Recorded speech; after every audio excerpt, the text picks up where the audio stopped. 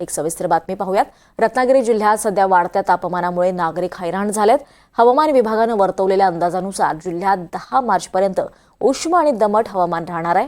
काही ठिकाणी उष्णतेची लाट उद्भवण्याची देखील शक्यता वर्तवण्यात आली आहे। नागरिकांनी उष्णतेच्या लाटेपासून बचाव होण्याच्या दृष्टीनं दक्षता घ्यावी असं आवाहन सुद्धा जिल्हा प्रशासनानं केलंय। सध्या नेमकी काय स्थिती याचा आढावा घेतलाय आमचे प्रतिनिधी राकेश गुडेकर यांनी। वाढत्या उष्णतेमुळे सध्या रत्नागिरीकर चांगलेच हैराण झालेले आपल्याला पाहायला मिळत आहेत। रत्नागिरीचं तापमान जे आहे ते गेल्या काही दिवसांमध्ये वाढलेलं आहे। सध्याचं तापमान हे 38 अंश सेल्सिअसपर्यंत पोहोचलेलं आहे आणि त्यातच आता 3 दिवस पुढचे उष्मा वाढणार असल्याची भीती देखील वर्तवण्यात आलेली आहे।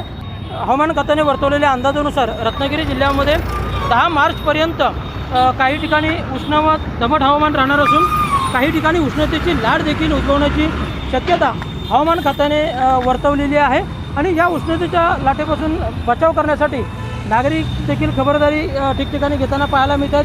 विशेषतः दुचाकी वाहन चालवताना आपल्याला अनेक नागरिक जे आहेत ते हेल्मेटचा वापर करताना दिसत आहेत। त्याचप्रमाणे महिला वर्ग स्कार्फचा देखील वापर करताना दिसतोय। त्याचप्रमाणे वाढत्या उष्णतेपासून बचावासाठी अनेक जण शीतपेयांचा आधार घेताना देखील दिसत आहेत। तर दुसरीकडे जनावरं देखील उष्णतेपासून संरक्षणासाठी सावलीचा आधार घेताना आपल्याला पाहायला मिळतात। 3 दिवस उष्णतेची लाट राहण्याची शक्यता असल्याने सर्वांनीच दक्षता घ्यावी असं आवाहन जे आहे ते जिल्हा प्रशासनाकडून करण्यात आलेले आहे। त्यामुळे एकूणच जर आपण पाहायला गेलो तर 10 मार्चपर्यंत जिल्ह्यामध्ये उष्णतेची लाट उद्भवण्याची शक्यता आहे। त्यामुळे सर्वांनीच खबरदारी घेणं आवश्यक आहे।